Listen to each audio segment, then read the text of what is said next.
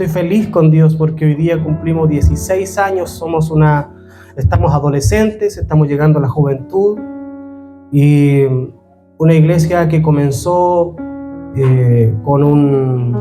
solamente con una palabra de fe, y hoy día ya es una realidad, y creemos que Dios no ha terminado con nosotros, y sabemos que Dios tendrá cosas mayores para nosotros. Diga conmigo fuerte: Dios tiene cosas mayores para mí. Amén. Génesis capítulo 11 dice así: tenía entonces toda la tierra una sola lengua y unas mismas palabras. Y aconteció que cuando salieron de oriente, hallaron una llanura en la tierra de Sinar, y se establecieron allí. Y se dijeron unos a otros: vamos, hagamos ladrillo, cosámoslos en fuego. Y les sirvió el ladrillo en lugar de piedra, y el asfalto en lugar de mezcla. Y dijeron: vamos, edifiquémonos una ciudad y una torre, cuya cúspide llega al cielo, y hagámonos un nombre, por si fuésemos esparcidos sobre la faz de la tierra.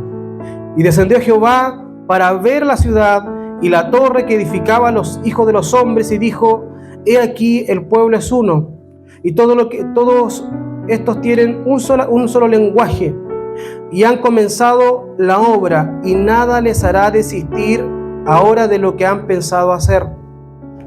Ahora pues descendamos y confundamos allí su lengua, para que ninguno entienda el habla de su compañero.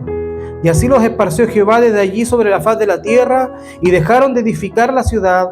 Por esto fue llamado el nombre Babel, porque allí confundió Jehová el lenguaje de toda la tierra, y desde allí los esparció sobre la faz de toda la tierra. Amén. Tome asiento, no se ponga tan cómodo, porque no, la idea es que no se duerma. Pero fíjense que luego de que viene el diluvio, acuérdense que el diluvio fue un juicio de Dios, ¿cierto? Un juicio de Dios para quitar la maldad del hombre. ¿Estamos de acuerdo, cierto? Los hombres empezaron a ser muy perversos. Entonces Dios envía el diluvio para limpiar la tierra, y dice la Biblia que Noé halló gracia ante los ojos de Dios, y como Noé halló gracia ante los ojos de Dios, Dios dijo: voy a salvar a Noé y a su familia. Y le dijo: construye un arca. Y construyeron un arca que demoró 120 años en construir.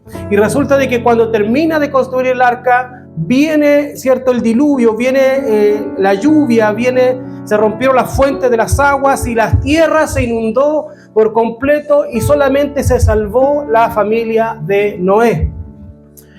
Entonces dice la Biblia que Noé baja del arca, y lo primero que hace Noé es un altar a Jehová, y luego de eso planta una viña. Después, no fue inmediatamente, obviamente pasaron unas temporadas. La viña que plantó dio uva, hizo chicha, fermentó, se embriagó.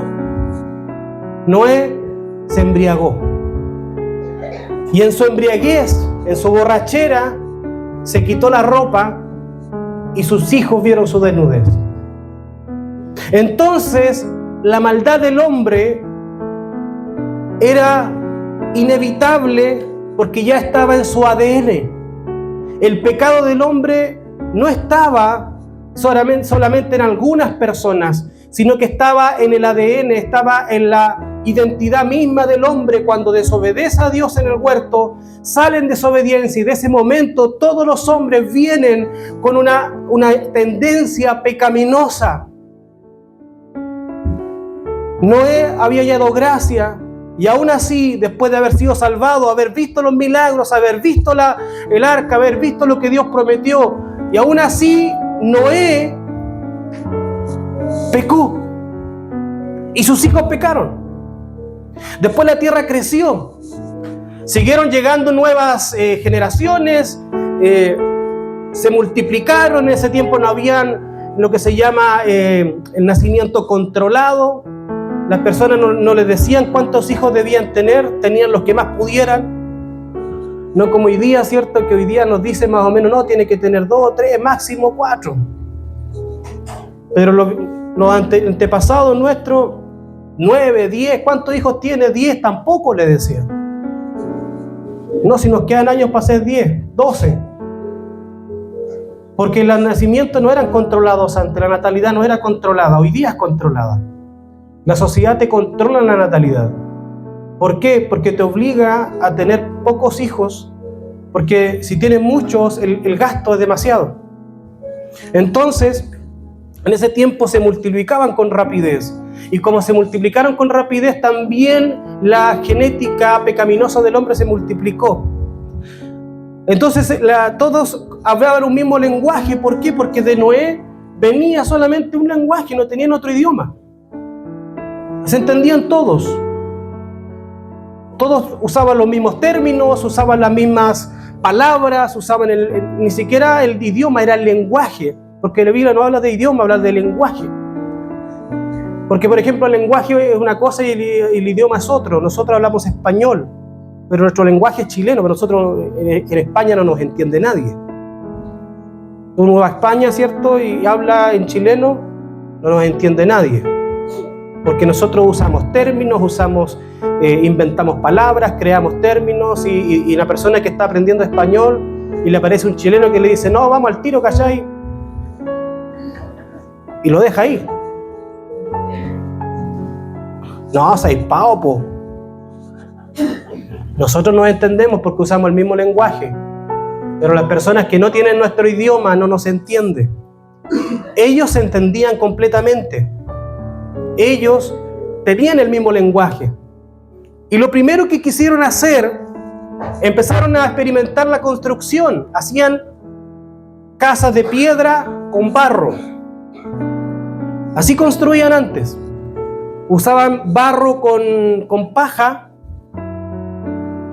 Hacían una estructura y ponían una piedra. Después le colocaban más barro, piedra. Y así iban construyendo muros. Pero después alguien por ahí dijo, cosámoslo. Y después de esa paja salieron los ladrillos. Y dijeron, esto es más firme que lo otro. Hagamos algo más grande. Y de ahí comenzó, ¿cierto?, la construcción a gran escala con ladrillos y con estructuras que soportaban más peso. Y como las estructuras soportaban más peso, podrían construir cosas más altas. Por eso es importante entender que el hombre tuvo la oportunidad de desarrollar toda una tecnología para tener habitaciones para las personas, para que cada uno tuviera un hogar. Pero ¿qué pensaron ellos? Hagámonos una torre para llegar al cielo. Porque la esencia del ser humano está en aquella mentira que el diablo le dijo en el huerto del Edén cuando le dijo, tú serás como Dios. Entonces en el ADN del ser humano, en el pecado que lleva él, siempre quiere estar al nivel, quiere subir arriba. Entonces el ser humano quiso ir a llegar a ocupar el lugar de Dios, a alcanzar a Dios por medio de un sigurat. Un sigurat era una ciudad donde al medio había una torre gigante que construían. Y ellos estaban tan empecinados, estaban tan obsesionados con terminar, que avanzaron y empezaron a avanzar y crecer. Entonces el Señor mira la obra del hombre, los mira a ellos y le dice, ¿qué están haciendo? Y se da cuenta de que era inevitable que los hombres terminaran o construyeran lo más alto que pudieran, porque ya estaban decididos. Y de esta historia, de esta parte de la historia, podemos aprender algo bueno. Un principio súper importante, que el mismo Dios lo reconoce. Porque su palabra dice, ellos hablan un mismo lenguaje, nada los va a detener. Cuando tú vas a la Biblia y vas en el verso 11:6 de Génesis dice, dijo Jehová, he aquí el pueblo es uno, estaban unidos. Y todos estos tienen un solo lenguaje y han comenzado la obra y nada les hará desistir ahora de lo que han pensado hacer. Fíjate que el gran problema de nosotros como iglesia es que no somos uno. Nos cuesta. Cuando logramos ser uno, logramos dejar nuestros egos de lado y avanzamos en un propósito en común, crecemos, avanzamos hacia adelante. Nada nos puede detener. Pero cuando empezamos, ¿cierto?, a poner nuestro ego por encima de las cosas, empezamos con divisiones, y eso trae que se detenga la obra, porque ya no hablamos el mismo lenguaje. Dios nos ayuda a hablar siempre el mismo lenguaje. Yo no digo que no tengamos diferencias, las vamos a tener porque somos todos distintos, pero también tenemos uno que nos une, que es el Espíritu Santo de Dios. Y mientras nosotros busquemos ser guiados por Él, siempre vamos a avanzar. Ahora, el hombre no iba a ser detenido por nada excepto Dios. Entonces Dios dice, ok, viene, y dice la tradición, no la Biblia, pero la tradición rabínica que cuenta la historia de Babel, cuenta de que descendió como un viento, y ese viento abrazó a las personas que estaban ahí, al pueblo, y sus lenguas se confundieron. Y en ese momento ya no tenían el mismo lenguaje, ya no hablaban lo mismo. En ese momento ya una persona hablaba en español, el otro hablaba el inglés, el otro le respondía a lo mejor en griego, el otro le respondía en portugués. Cada persona hablaba en un idioma distinto, entonces no se podían poner de acuerdo. El principio de la unidad está basada en que tengamos el mismo lenguaje. Nosotros tenemos que tener un lenguaje. ¿Cuál es el lenguaje? El lenguaje de Cristo. ¿Y qué es lo que nos dijo Cristo? Ir al mundo y hacer discípulos. Esa es nuestra misión, ese es nuestro lenguaje. Todos tenemos que hablar lo mismo. Todo esto que hacemos, lo hacemos para alcanzar a aquellas personas que necesitan a Cristo, porque todos necesitamos a Cristo. Entonces, dice la Biblia que los hombres se esparcieron por la tierra. Vino división. El hombre se fue. Voy a resumir la historia de Israel, de los hebreos. Y resulta de que después, en el tiempo, viene Moisés, viene con la ley. La ley sirvió para ayudar, pero el hombre no podía alcanzar la unidad. Desobedecía la ley.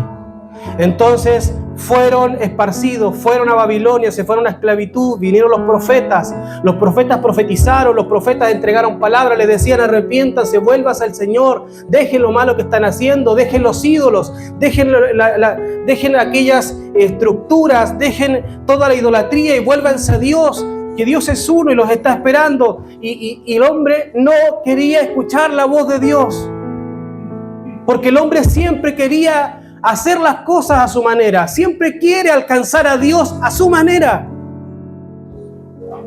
Nosotros queremos llegar al cielo con nuestros méritos y no podemos llegar al cielo con nuestros méritos. No podemos llegar al cielo por ser buena persona, no podemos llegar al cielo porque somos a lo mejor amables. Tenemos que reconocer que el hombre es incapaz de alcanzar el cielo por sus propias fuerzas. Y los profetas vinieron y nos dijeron y nos recordaron. Vino Isaías, Jeremías, Ezequiel, Abdías. Vinieron los 4 profetas mayores, los 12 profetas menores y muchos más a decirle al pueblo que se volviera a Dios, y el hombre nunca se arrepintió por completo. Después Dios envía a su Hijo Jesús.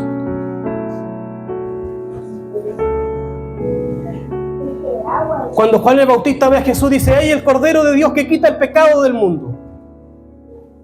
Venía una respuesta, venía una solución. Pero a Cristo tampoco lo recibieron. A Cristo también lo rechazaron. Porque el pueblo y el hombre quería seguir a Dios a su manera, quería llegar por la ley de los fariseos, quería llegar por la ley moral, quería llegar al cielo por su salvación personal mediante sus propios méritos, y no aceptaron la salvación que Cristo les dio, no aceptaron el regalo eterno que Dios les dio, no aceptaron al Mesías. El hombre le dio la espalda a Dios. Cuando tuvo a Barrabás, tuvo a Cristo, eligió a Barrabás. Porque el hombre siempre ha creído que puede alcanzar el cielo por sus fuerzas, que no necesita otro. Pero Cristo fue a esa cruz, entregó su vida por nosotros. Y cuando Él derrama su vida por nosotros, muchos de los discípulos huyeron porque creyeron de que Jesús había muerto y no había nada más que hacer. La sorpresa fue en el tercer día, cuando la tumba estaba vacía. Cuando las mujeres, los guardias y todo el mundo se dio cuenta de que no había nada ahí. Y el ángel le dice: vayan porque Jesús los va a encontrar en el aposento alto.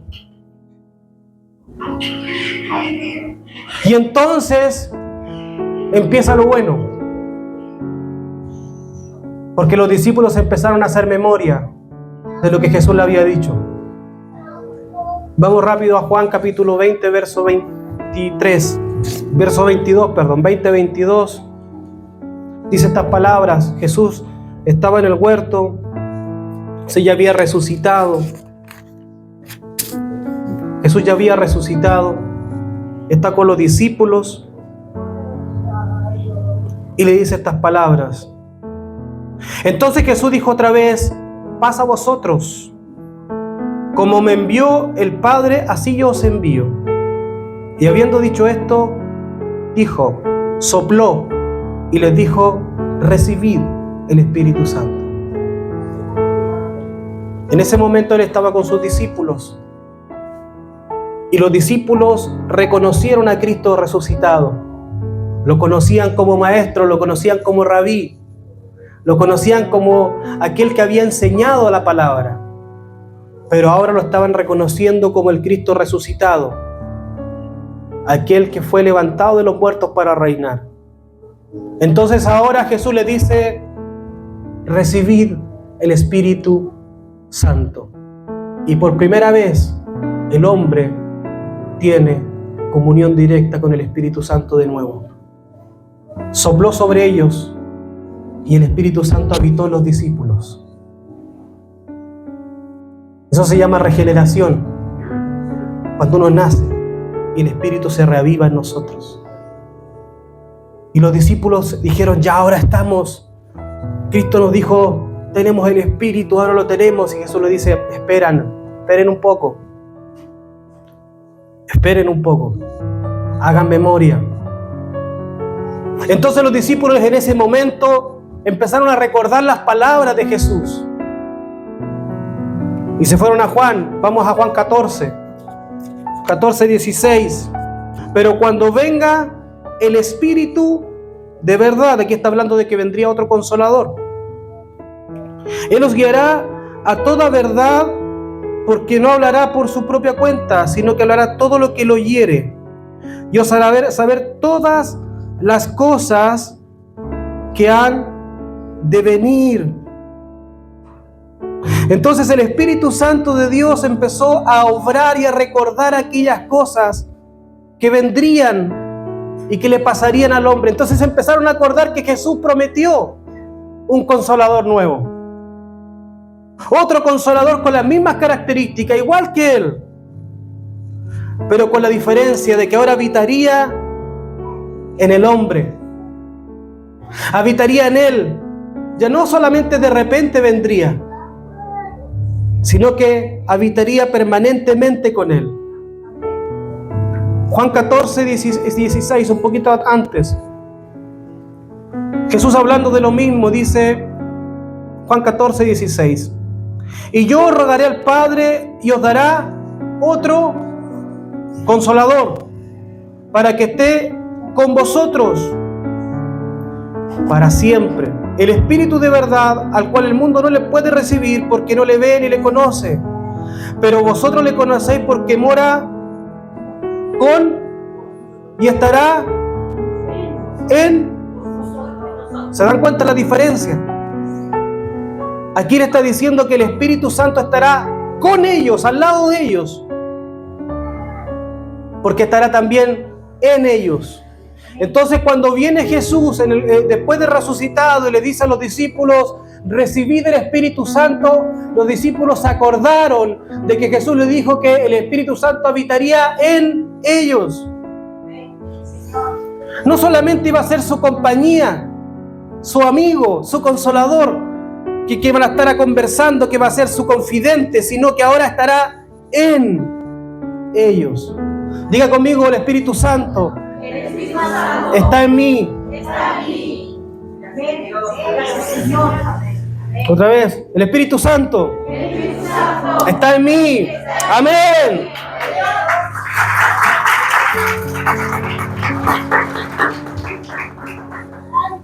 Ahora los quiero llevar a Hechos capítulo 1. Hechos capítulo 1, verso 4. Y dice: y estando juntos, les mandó que no se fueran de Jerusalén, sino que esperasen la promesa del Padre, la cual les dijo: que oísteis de mí, porque Juan ciertamente os bautizó con agua, mas vosotros seréis bautizados con el Espíritu Santo dentro de no muchos días. Cuando habla de bautismo, habla de inmersión. Ahora la pregunta que yo les hago: ¿por qué Jesús, por qué la palabra le dice a los discípulos que esperen la promesa del bautismo del Espíritu Santo, si resulta que en Juan capítulo 20 ya le había dicho que tenían el Espíritu Santo? Y aquí donde muchas veces muchos estudiosos tienen el conflicto de reconocer o no reconocer, o hacernos los desentendidos o no.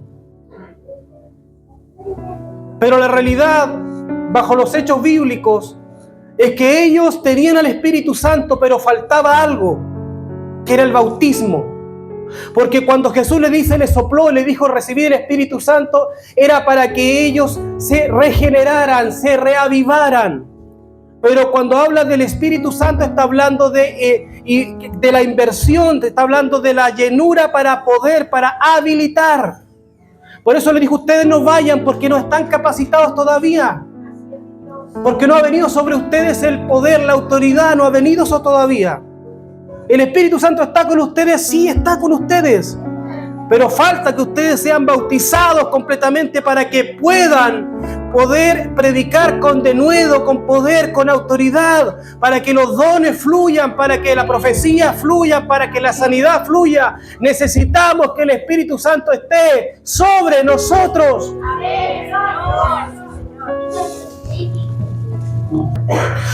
Dice: cuando llegó el día de Pentecostés, estaban todos... ¿Cómo estaban? ¿Cómo estaban los de Babel? Eran uno, ¿cierto? La Biblia dice que en Génesis que los de Babel eran uno. Aquí dice que estaban unánimes, eran uno solo.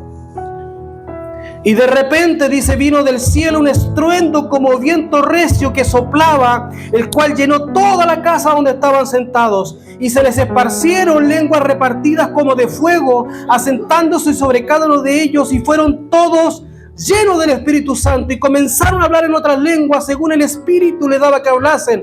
Moraban entonces en Jerusalén judíos, varones piadosos de todas las naciones bajo el cielo. Y hecho este estruendo, se juntó la multitud y estaban confusos, porque cada uno le oía hablar en su propia lengua. Babel eran uno, en Jerusalén también eran uno. En Babel querían alcanzar el cielo por sus propias fuerzas. En Jerusalén los discípulos estaban esperando humildemente que el Señor cumpliera su promesa.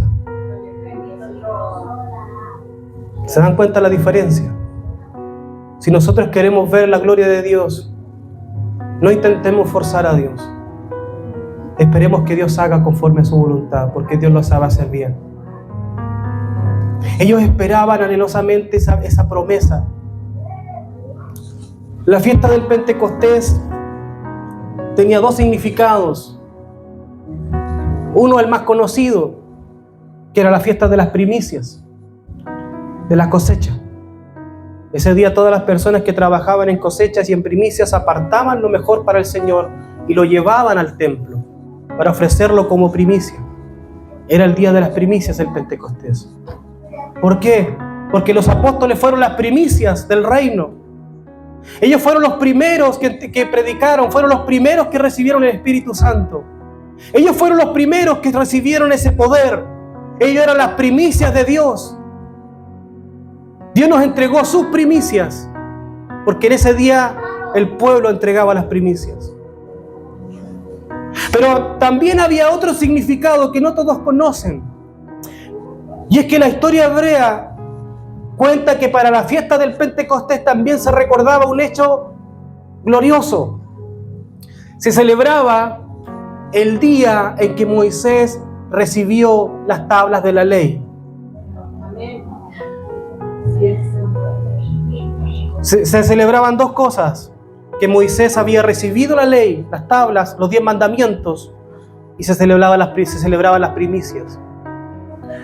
Y lo maravilloso es que Dios no se equivoca, porque ese día entregó las primicias de los frutos, los apóstoles, los primeros, pero también ese día recibimos ese maravilloso pacto de la gracia a través del Espíritu Santo. La promesa cumplida, la palabra que había dicho, lo cumplió. Y ahora los discípulos empezaron a hablar en otras lenguas. En Babel, el viento que sopló dividió. En Jerusalén, el viento que sopló unió. Hablaban en distintos idiomas, pero se entendían. Todos se entendían. En Babel todos se dividieron. Cuando nosotros vayamos a la presencia de Dios, siempre debemos ir con esa actitud de humildad, porque Dios siempre va a responder a un corazón humilde. La promesa de Dios fue hecha y el pueblo de Dios recibió ese día el regalo más precioso, que es el Espíritu Santo sobre ellos. Ahora ya no estaba solamente con ellos, como en Juan capítulo 14 dice que estaba con vosotros y en vosotros. El en vosotros, cuando estaba en ellos, se cumplió en Juan capítulo 20. Pero en Hechos capítulo 2, ahora el Espíritu Santo estaba sobre ellos. Los había ungido. El Espíritu Santo los había capacitado. Los había sumergido en su presencia. Nosotros no solamente anhelemos tener al Espíritu Santo. Cuando nosotros recibimos a Cristo y lo reconocemos como el Salvador del mundo y resucitado, nosotros recibimos el Espíritu Santo. Pero debemos anhelar ansiosamente que su presencia esté sobre nosotros para ser capacitados, para poder ser enviados a cumplir el propósito que Dios tiene para cada uno de ustedes.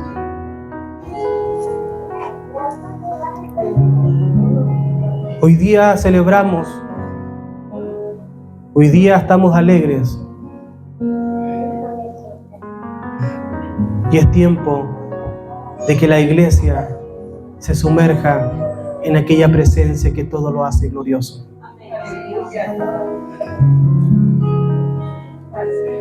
Que dejemos la vergüenza a un lado, dejemos la timidez, dejemos el que dirán y empecemos a hablar un solo idioma, el idioma del Espíritu de Dios. Los apóstoles empezaron a hablar en lenguas de todos los que estaban ahí en la tierra y todos se entendían. Algunos le dijeron: están borrachos, ¿qué son esas lenguas? Pero ellos no se avergonzaron porque el poder que había sobre ellos era sobrenatural, era extraordinario. No había de qué avergonzarse cuando el Cristo resucitado había cumplido su palabra. No hay de qué avergonzarse cuando el Cristo resucitado ha dicho algo y lo cumple. Es motivo de alegría, de celebración, de gloria y honra al Rey de Reyes y Señor de Señores.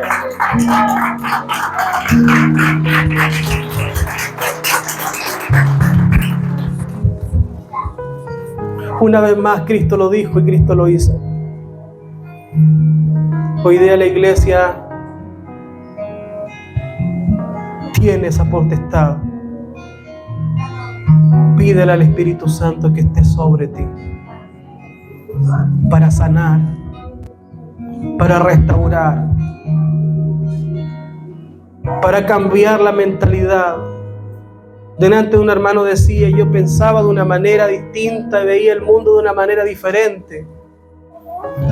Y yo sé que es así porque cuando conocí a Rodrigo, él era ateo, no creía en Dios. ¿Dónde está Rodrigo? Ahí está Rodrigo. Usted era ateo, ¿cierto?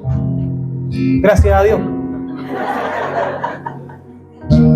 Pero hoy día Rodrigo levanta las manos, hoy día Rodrigo canta para la gloria de Dios porque reconoció que hay un Dios poderoso. Todos necesitamos a ese Dios en nuestra vida. Y Dios no tiene hijos predilectos. Dios no tiene hijos preferidos. Solamente tiene hijos obedientes y otros que no son obedientes. ¿Cuántas veces Dios ha querido golpear tu corazón? ¿Cuántas veces Dios ha querido tocarte, ha querido llenarte, pero tú no has querido por muchas razones? Pero hoy día Dios manda a que abras tu corazón, porque quiere contigo hacer algo extraordinario. Quiere que experimentes aquella sensación gloriosa de tener ese espíritu fuerte sobre ti. Lo has sentido, pero ahora necesitas ser llenado de Él.